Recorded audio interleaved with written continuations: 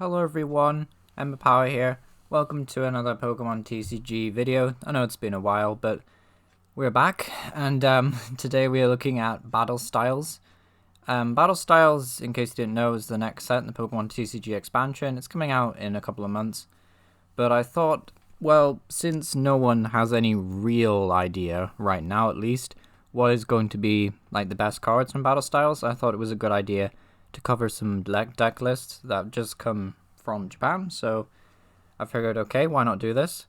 I know that PCO Radio has covered maybe one or two of these already, but I just figured, like, why not just do them all at once? It kind of makes more sense to me. So 7 new deck lists. 5 of them, if I do believe correctly, are just straight lists based on the VMAX in question, and then the other 2 will be more intertwined with what we already have to work with. Hopefully it'll make more sense when I show you the lists. But comment down below which is your favorite, and you can probably tell my presentation is an absolute mess today because I've not had a coffee yet.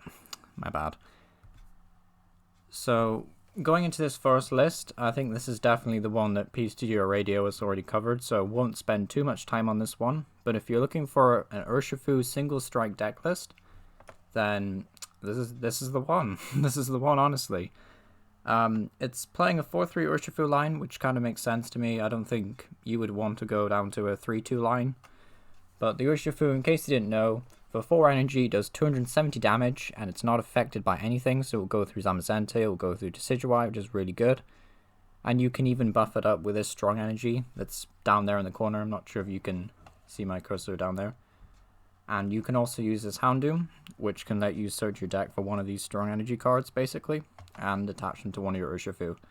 The only problem is you have to discard all your energy, so it's not a case of powering up one Urshafu for the rest of the game. You have to continuously do this, which is a problem.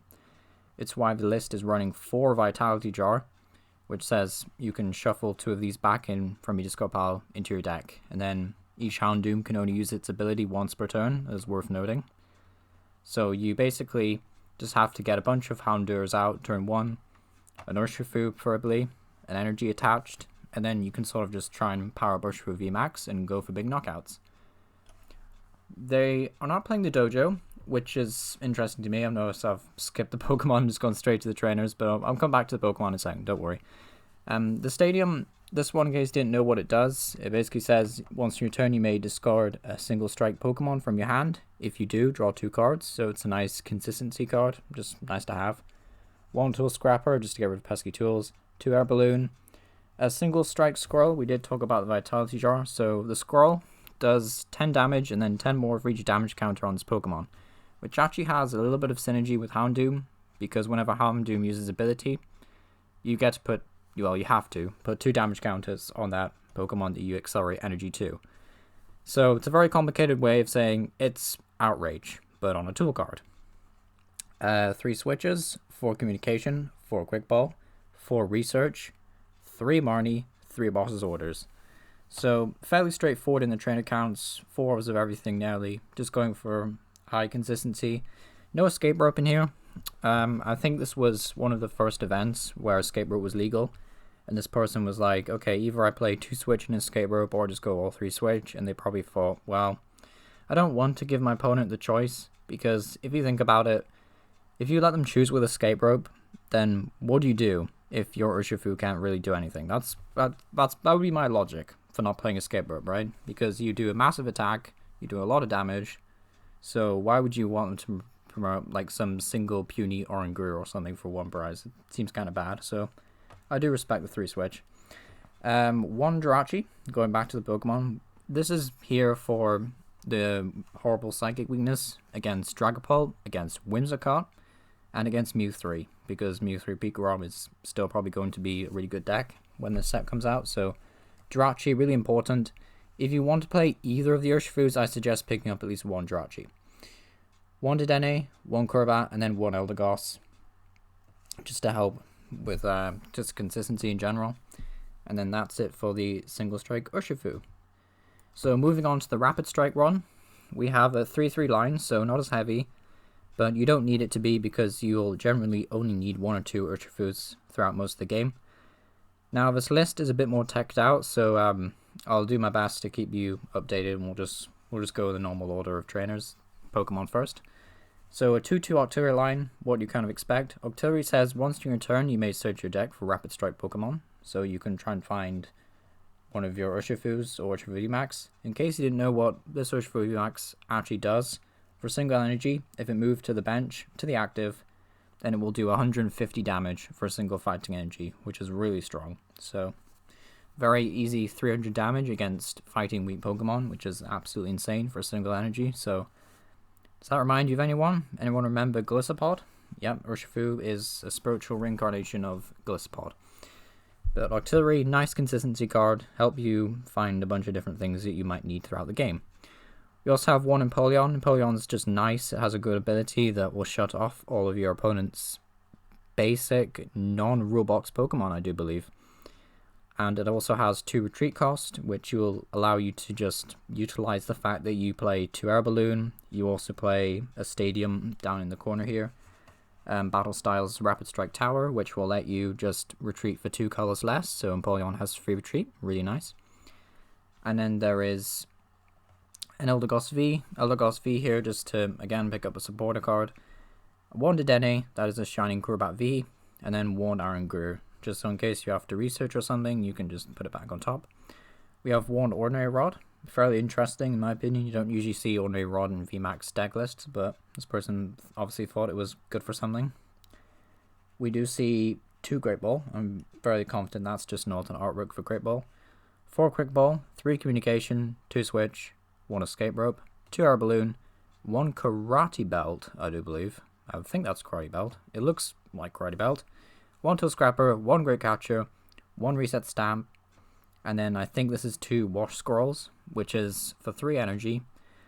This Pokemon Rapid Strike card, this card is attached to, can deal 30 damage to each of your opponent's Pokemon. So it's essentially a third attack, and it's pretty good in this deck since your main attack actually spreads 120 damage to 2 of your opponent's Pokemon. So this obviously has some nice synergy with that Urshafu, so you can take multiple prize turns, which is pretty good.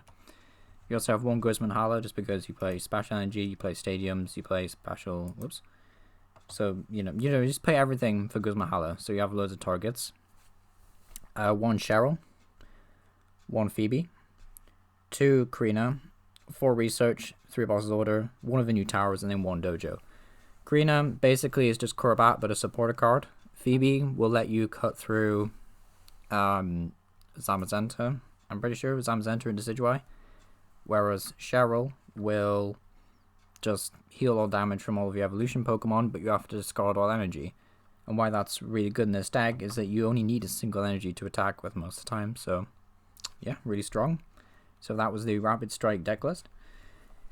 Moving on, we have a Crovenite VMAX deck list. I do categorize this as a Crovenite VMAX deck, not just Zacian with a Crovenite line tagged in, because this Crovenite is a 4-3 line, so definitely pretty on the heavy side, I would say, of Crovenite.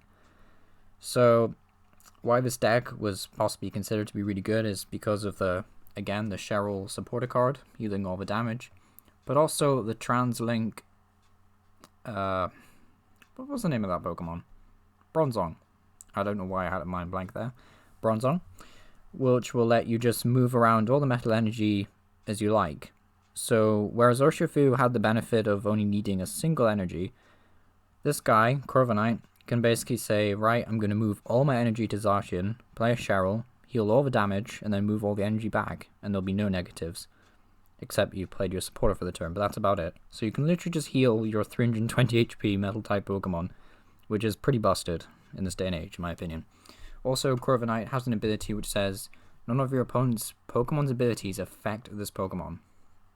So, I'm not sure in direct translation if that means this will go through Decidueye, but I'm fairly sure it doesn't. I'm pretty sure this just protects you from Goon Pings, basically, and Fion, and that's about it.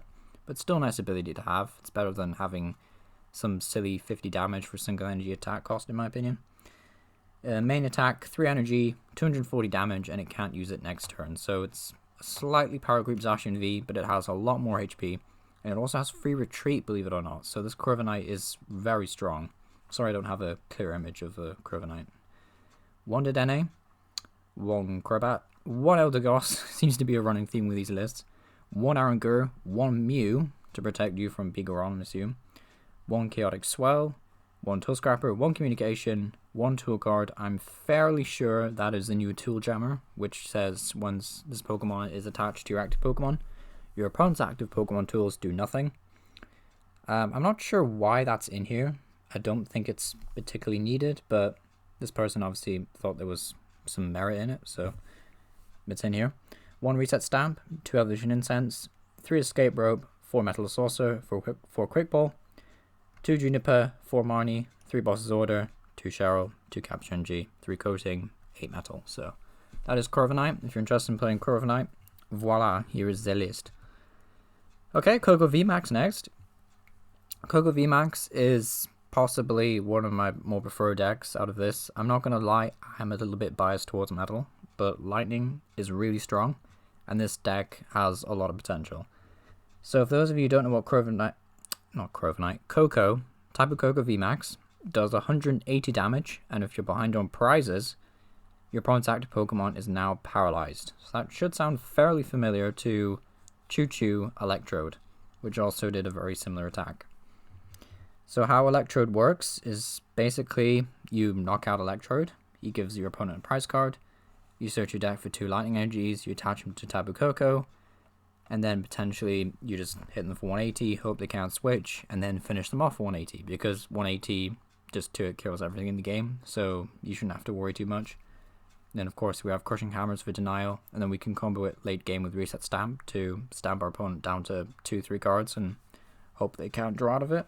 And we even play 2 Power Plant to just sort of lock them down a lot further, as well as help with the Mew3 matchup. So really solid, consistent list. You'll notice that there's some pink sleeves here. I'm pretty sure that's supposed to be a Crobat, but was either proxied in or borrowed. My bad. And this turn was, these 2 are probably either 2 more U-turn boards or 2 switches or escape ropes. I'm not sure why you'd play escape rope, I'm perfectly honest, so I'm pretty sure these are just 2 switches. But for whatever reason, they're in pink sleeves. I have no idea what's going on. But I do think it's switching cards, because there's not a lot of switch in this deck list, so definitely makes sense they would switch. A 3-3 Electro line, you know, you have to find them. 4 Marnie, 4 Research, 3 Boss's Orders, 2 Power Plant for that Disruption, 4 Crushing Hammer, 4 Quick Ball, 2 Communication, 2 Evolution Incense, 3 switching cards, 3 Reset Stamp, and then that's it for the energy. You also only play 3 Speed Lightning Energy just because you don't want to have to be in a situation where you prize multiple basic energy, and then that can become a big pain because all of a sudden you can't use Electrode anymore, so that's really annoying. Moving on to the last of the true deck lists, so to speak, is Victini VMAX. Now Victini VMAX is a really cool VMAX. It has a really good attack for 2 Fire Energy, or Fire and a Colorless rather. It does 100 damage, and then if your opponent's active is a V or a VMAX, it does 120 more damage. So very, very strong. You can 2-hit KO everything it can't 1-hit KO, because it can 1-hit KO a lot of V Pokemon, and then 2-hit KO all the VMAX, so big selling point for Victini VMAX. This list is playing a 4-4 line. It is playing a 3-1 split of the Victini V, but I think the one from Sword and Shield is just outright better overall. I think it has a better first attack, has a better second attack. There's a reason why loads of people are trading for Sword and Shield Victini Vs on public trades right now on TCGO. So if you haven't already, I would suggest picking up 1 or 2 at least. It looks to be a very strong deck. 1 Rashizard, 1 Heatran GX, again for those busted GX attacks, gives you the option. 1 Talonflame for the early game, and 1 Cramorant as well. We see 2 Dedenne, 1 Crobat, 1 Eldegoss, so really heavy on the support there Pokemon. But the thing is, we only need 2 energies, so we are kind of playing a bit higher trainers than I would say, usually seen in fire decks, so that's probably why you play extra supporter cards. You know, if you want to have a simple strategy, you want to be able to work in ways of finding everything, and you know, it just makes sense that you play like 2 Dedenne, 1 Crobat, 1 Eldegoss. Just makes sense. 4 Quick Ball, 1 Cherish Ball, which makes sense. You do play a couple of GXs. 3 Communication, 4 switches, 1 Reset Stamp, and then I'm not sure what the card directly to the right of it is. I think it's a tool card, but it is hard to say which one. one Building Fan, which just says, in case you didn't know, remove a special energy attached to your opponent's active Pokemon and put on the bottom of their deck, I think. One Tool Scrapper, 3 Giant Hearth, 1 Fire Crystal, 4 Welder, 4 Boss's Order, 3 Research, and 2 Capture Energy. So 2 Capture Energy is notably here because Victini VMAX doesn't actually require 2 Fire Energy to attack, as I said earlier. It requires 1 Fire Energy and 1 Colorless, so you can play Capture Energy turn 1 if you really want to, and then just search your deck for another Victini V, or a Rashizard, for example, and, you know, set them up that way. So that's the last of the true VMAX deck lists. We've got 2 more here.